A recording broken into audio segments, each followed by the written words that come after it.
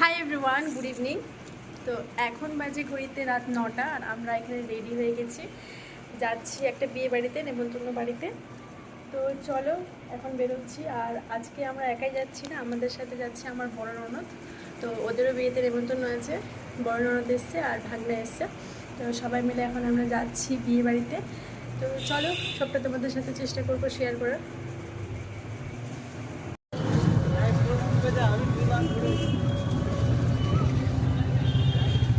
দেখো বেরিয়ে পড়েছি বাড়ি থেকে। আর যেখানে বিয়েটা ছিল, লজটা, সেটা হচ্ছে আমাদের বাড়ি থেকে 1 কিলোমিটার ডিস্টেন্স ছিল। হেঁটেও যাওয়া যেত, তবুও হাজব্যান্ড বললো যে সবাই যেহেতু আছি তাই টোটো করে নিই, টোটোতে করে সবাই চলে যাবো। আর টোটোতে বসলে না একটু দূরে যাওয়াটাই ভালো লাগে। এই তো উঠলাম, আবার এখনই নেমে যেতে হবে, তো কাছাকাছি কেমনই একটা লাগে। তো যাই হোক চলে এসেছি লজে। আর লজের ডেকোরেশনটা কিন্তু খুবই সুন্দর ছিল। এর গেটের যে থিমটা ছিল বাটারফ্লাই মোটিভে, খুবই সুন্দর লেগেছিল আমাকে। তো এই যে দেখতে পাচ্ছ, খুব সুন্দর লেগেছে। তারপরে দেখো ভিতরে চলে এসেছি, আর এখানে দেখো আমার মামি শাশুড়ি, মাসি শাশুড়ি সবাই এখানে বসেছিল।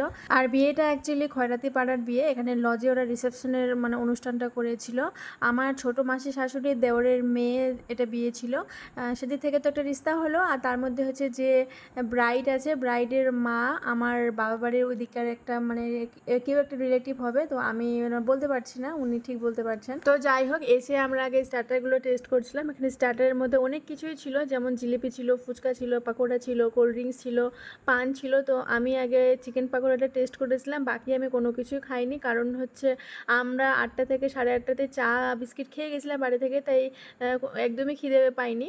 তো এদিকে দেখো ব্রাইড আর ব্রুমস দুজনে এখানে ফটোশ্যুট হচ্ছিলো। আমরা যখন গিয়েছিলাম গিফটটা দিতে, তো তখন আমাদের কয়েকটা ছবি ক্লিক করেছিল, ভিডিও নিতে আমি একদমই ভুলে গেছিলাম। যাকে আমরা ছবি দিতে মানে তুলতে বলেছিলাম সে ভিডিও করতেই ভুলে গেছে। আর এখানে দেখতে পাচ্ছ মেয়ের মা সবাই মিলে ছবি তুলছিল। তারপর দেখো এখানে বসে আছি, আর আমার মিভুকে দেখো, মিভু আমার বাচ্চাটা গিয়েই সঙ্গে সঙ্গে ঘুমিয়ে পড়েছিল। অ্যাকচুয়ালি তোমরা জানো যে ওর 8টা থেকে 9টার মধ্যেই ঘুমিয়ে যায়।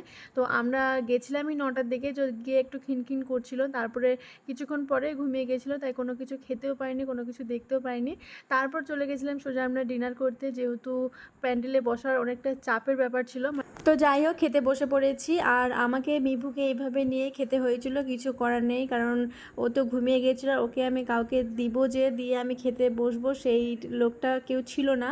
মানে সবাই নিজের নিজের ব্যস্ততার মধ্যে ছিল, আর সবাই যারা যারা ফ্রি ছিল তারাও বাচ্চা কাচ্চা নিয়ে তারাও সামলাচ্ছিল, তাই আমি আর মিভুকে কাউকে দিতে পারিনি। ওকে নিয়ে এভাবে করে আমাকে খেতে হয়েছিল। যদিও মিস্টার শেখ আমাকে বলেছিল যে তুমি আগে খেয়ে নাও, আমি হচ্ছে পরে খাবো, কিন্তু আমার না একসাথে না খেলে কীরকমই যেন একটা লাগে, যে আমি আগে খাবো ও পরে খাবে। তাই আমি বলেছি আমার একটু কষ্ট হবে হোক, কিন্তু একসাথে সবাই মিলে খেয়ে নিব।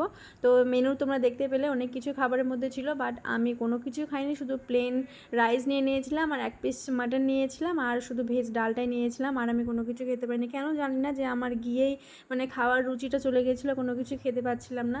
তো যাই হোক খাওয়া দাওয়া খুব ভালো ছিল। তারপরে খেয়ে দিয়ে মিবুকে দিয়ে এসেছিলাম আমার ননদের কাছে। তারপরে আমরা কিছু ফটোস ক্লিক করেছিলাম, এখানে সুন্দর সুন্দর ভিডিও নিয়েছিলাম, ফটোস নিয়েছিলাম। ফটোসগুলো অবশ্যই ফেসবুকে ইনস্টাগ্রামে আমি পোস্ট করেছি। তোমরা চাইলে আমার ফেসবুক প্রোফাইলে বা ইনস্টাগ্রামে ফলো করতে পারো। আমার যে নাম রুমানা শবনম, সেটা দিয়ে আমার অ্যাকাউন্ট খোলা আছে, তো সেখানে চাইলে তোমরা ফলো করে দিতে পারো।